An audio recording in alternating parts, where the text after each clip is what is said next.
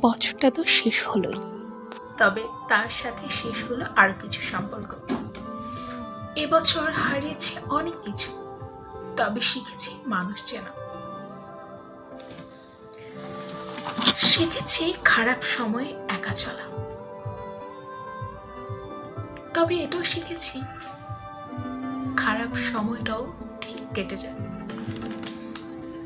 দেখলাম যে কাছের মানুষরাও বদলে যায়,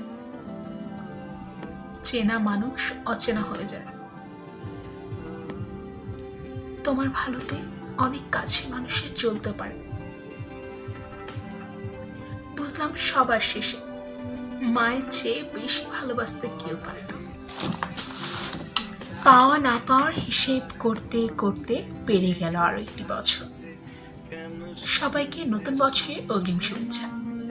নতুন বছর শুরু হোক লড়াই নিয়ে, বেঁচে থাকার লড়াই, জীবন যুদ্ধে জয়ী হওয়ার লড়াই।